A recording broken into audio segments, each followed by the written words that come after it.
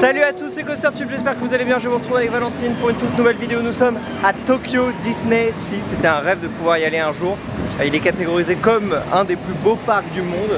Pour l'instant, de ce qu'on a pu en voir, c'est absolument incroyable.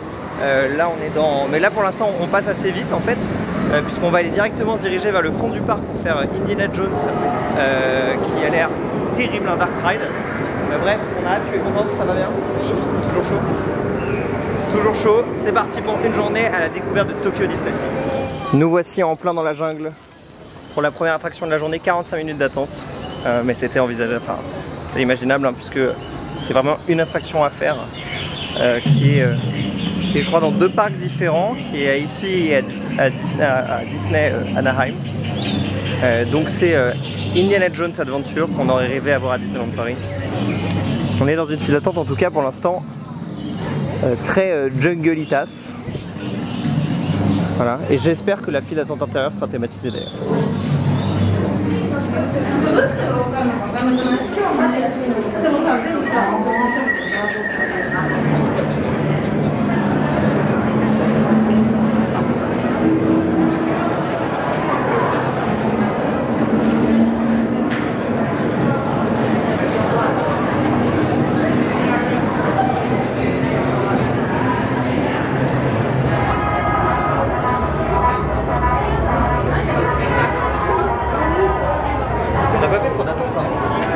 Passer. On a fait à peu près 15-20 minutes d'attente. C'est quoi tes attentes? Tu t'attends à quoi? Parce que toi tu ne connais rien du tout en fait. Tu sais pas ce que c'est, tu sais pas à quoi ça va ressembler. J'en attends beaucoup parce que c'est vraiment une attraction qui je pense a coûté aussi très cher à faire. Et c'est une attraction que normalement il y aurait pu avoir à Disneyland Paris. Il y a des espaces en face d'Indiana Jones. Voilà, pour l'info, je vous la donne, je la donne à Valentine pour faire ce que vous voulez.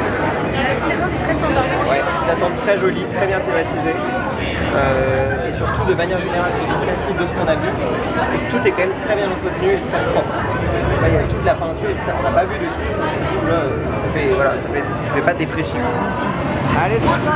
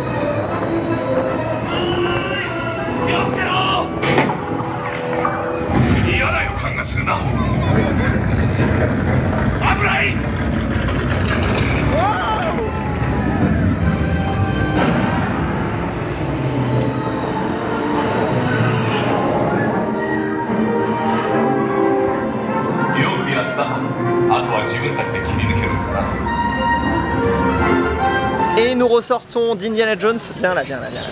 Qu'est-ce que tu en as pensé? C'était trop bien. Exceptionnel, hein? Ouais. La qualité déjà, on va aller faire la gauche je pense. La qualité des décors est incroyable. C'est assez long. Il y avait full effet. Ça bouge quand même, c'est assez sensationnel quand même. Hein. C'est pas calme quoi. Franchement, excellent. Ça, si on a l'occasion de le refaire, j'avoue que ça me plairait parce qu'en plus, il y a tellement de choses à regarder que je suis sûr qu'on a loupé des parties quoi. Là, on va aller en fast-pass. Super réaliste. Bah oui, merci. Voilà. Si, vas-y. Non, si, voilà. Mais non, mais attends, c'était cool. C'est super réaliste et les effets surtout, des fois, sont très surprenants quoi. On a fait des waouh. On a eu l'effet waouh. Et là, on va aller vers Indiana Jones qui est une réplique de celui qu'on a déjà à Disneyland Paris. C'est un +1 et surtout apparemment le coaster est beaucoup mieux thématisé. Donc ça on l'a en face-pass et puis ensuite on verra vers quoi on va se diriger après. Là on a utilisé la file fast-pass gratuite pour le 40e anniversaire, ce qui nous permet de couper toute la file d'attente. On n'avait pas vu le temps d'attente, hein, c'était pas affiché je crois. Le coaster est assez différent de celui qu'on a chez nous parce qu'il est visible en fait, complètement. Regardez comment c'est stylé.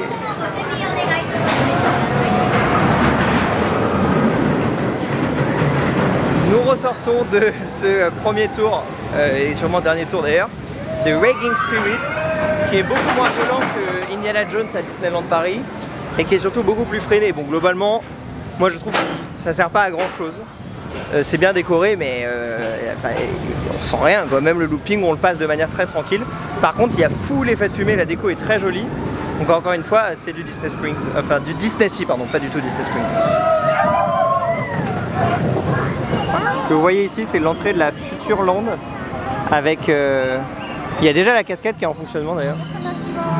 Et c'est le land Peter Pan, Reine des Neiges et Réponse. Et tu peux même manger dans la taverne du canard à Réponse là. Ça a l'air incroyable, mais dommage c'est fermé. Ça ouvre dans un mois. Je sais pas si vous vous rendez compte du détail de la zone. C'est genre tellement beau.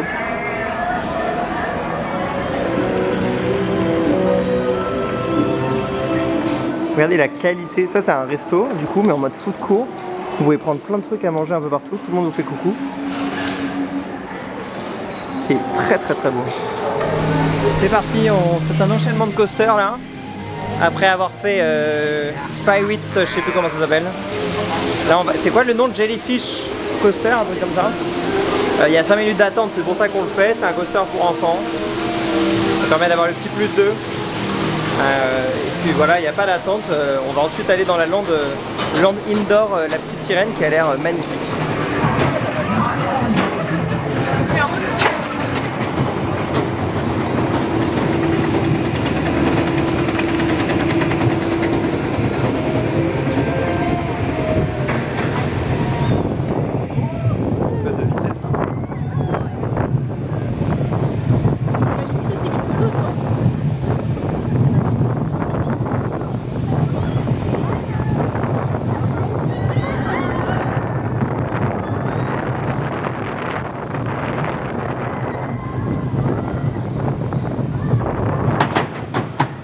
Écoutez, nous ressortons du coaster, ce qu'on comprend pas trop, c'est que là on peut filmer, donc on peut filmer, des fois on peut pas filmer, puis après on peut filmer.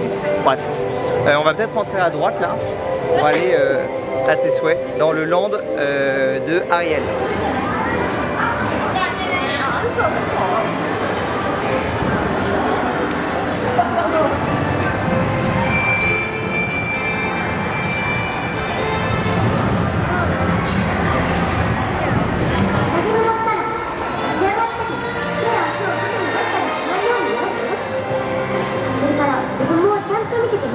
J'adore. On est dans l'intérieur de la grotte là. C'est grand hein.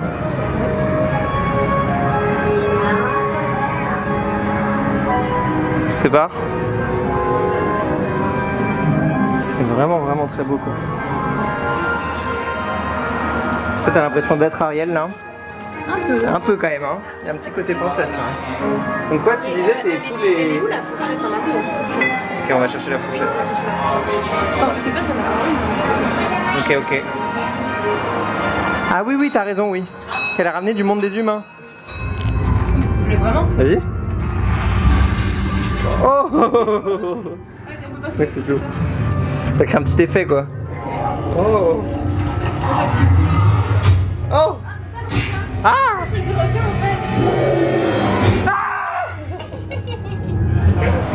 Continue de faire les enfants.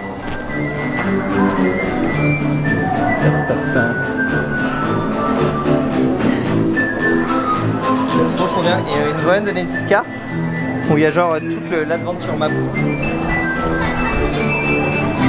on voit qu'il y a beaucoup de choses.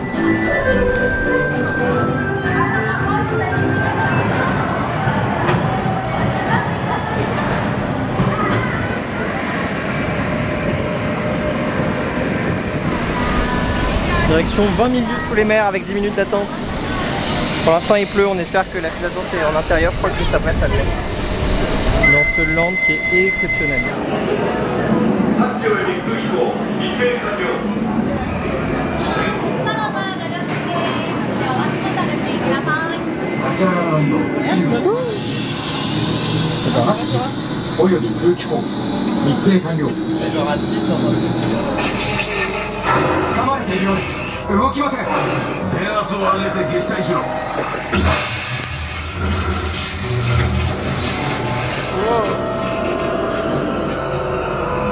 C'était intéressant technologiquement. Pas forcément l'attraction pour l'instant la plus dingo. Là on a fait 10 minutes de queue. Mais c'est quand même joli. J'ai l'impression que c'est quand même plus famille quoi. Il n'y a pas trop de... Elle est bien fonctionnelle. Quelque chose. Rien à ajouter. Rien à ajouter.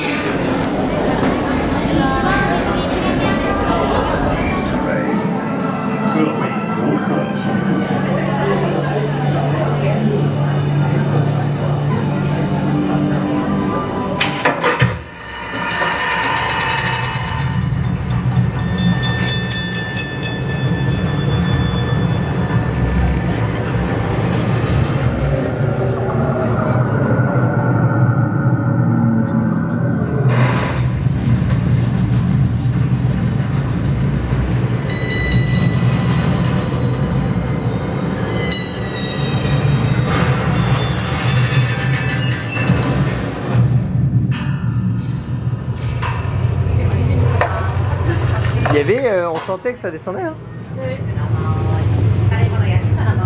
Très stylé.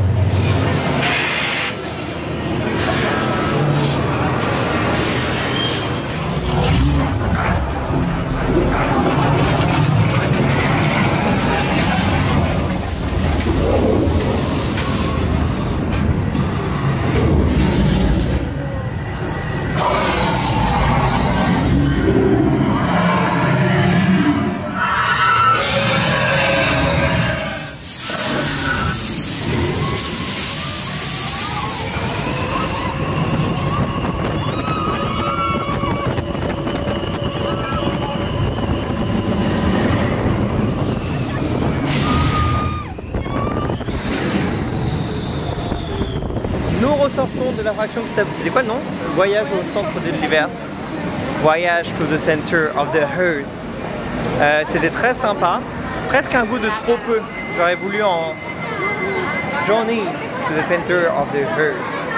J'aurais voulu presque encore plus de fun. Là il y a de l'analyse là. Analyse du repas. Analyse de repas. On va aller manger dans le restaurant qui s'appelle Vulcania. Comme un parc français. Pour revenir sur l'attraction, pour revenir dans l'attraction juste avant, c'était très sympa, mais moi ça m'a manqué un peu de sensation parce que finalement on prend plein de vitesse, c'est trop cool, et ça vient vite freiner. Ça sent trop bon là. On va essayer de manger sans se goinfrer non plus. Il faut savoir qu'un menu complet c'est genre 13 €, c'est quand même assez intéressant. Voici ce qu'on mange à Disney pour moins de 20 €. Le petit boboon, ça a l'air incroyable. T'as pris un dessert qui a l'air pas mal aussi. Bref, on va tester tout ça. Hein. Nous voici rentrés dans l'univers de Toy Story. Ici la zone Toy Story est finalement pas très grande. Là on est dans Toy Story Mania, qui est une attraction que j'avais déjà pu tester à Disney World. Il y a apparemment 50 minutes d'attente, on vient de faire à peu près 20 minutes je dirais en extérieur. On est dans une file thématisée et ça c'est cool. Valentine, t'as jamais fait cette attraction, une première fois pour elle. Et on est juste à côté de la tour de la terreur. Donc on va quand même profiter un petit peu de ce land Toy Story.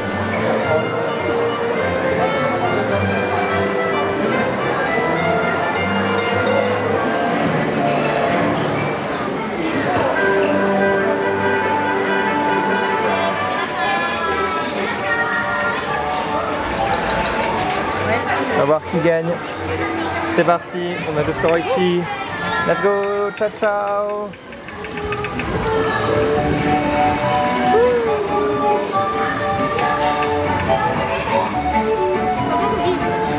Comment on sait où on vise?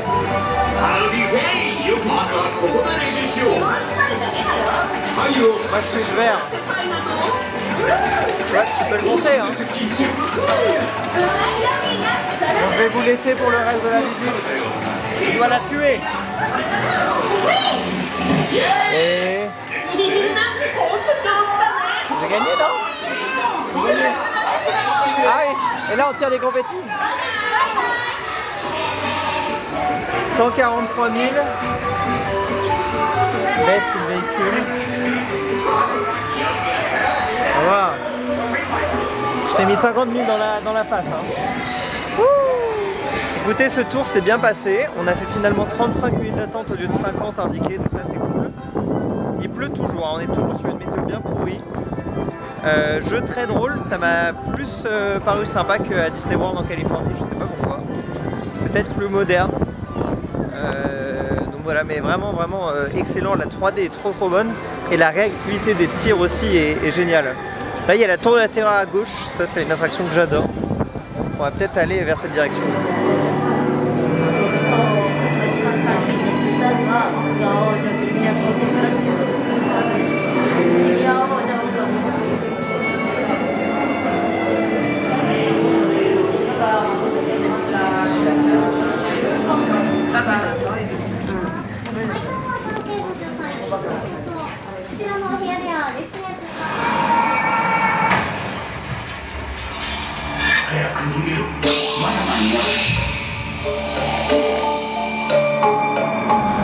Nous avançons vers l'hôtel, ou plutôt ses ascenseurs. Là on va visiblement en haut. Ah oui, en fait c'est vraiment genre plus une sorte de musée de toutes ces antiquités quoi. Enfin toutes les statues qu'il a ramenées. Et donc tu avais raison, c'est sur un... En gros il a ramené un personnage, une statue qu'il aurait volée et ça a hanté son hôtel quoi.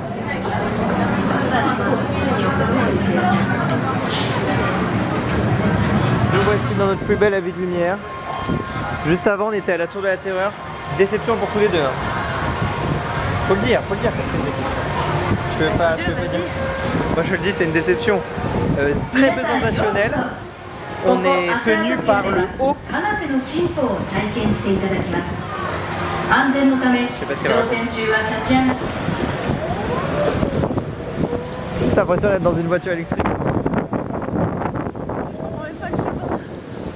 On avance, on recule. C'est pas si ouf. Ouais. Un peu décevant. Bah. Autant de conduire ça aurait été drôle. Mais là du coup... Moi je te disais, plus si on conduit, je trouvais ça... Ah oui, c'était dangereux quoi. Bah oui, voilà. Là on enchaîne les deux déceptions. C'était juste un bateau qui bouge tout seul et on n'a aucunement la main. Là aussi ça avait été un bassin où genre on pouvait bouger, c'était incroyable quoi. Juste à côté il y a Sea Ride, Sea je sais pas quoi, qui est une attraction sur Nemo. Et après on va retourner faire aussi Indiana Jones qu'on avait adoré ce matin.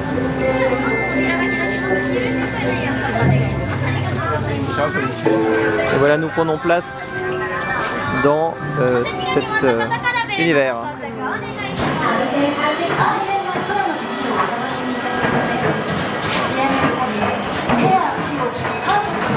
J'adore.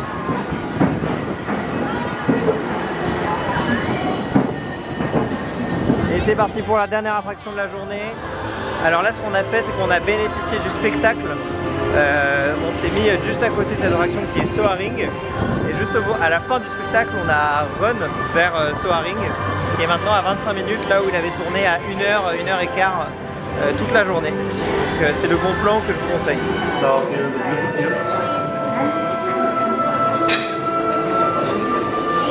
そんな思いを胸に私は世界中の科学者や芸術家たちと協力し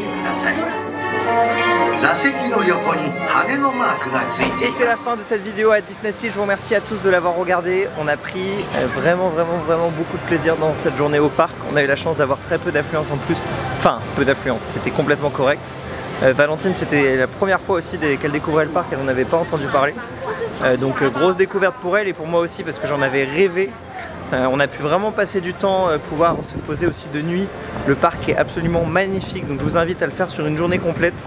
Parce que vraiment en une soirée, une demi-journée, on n'aurait jamais eu le temps de le faire. Donc voilà, évidemment ça défonce les Walt Disney Studios, c'est exceptionnel, c'est de l'art. Sincèrement c'est de l'art. Donc voilà, très belle journée dans ce parc, j'espère que cette vidéo vous a plu. N'hésitez pas à mettre un petit commentaire et puis on se retrouve très bientôt pour une autre vidéo. Salut.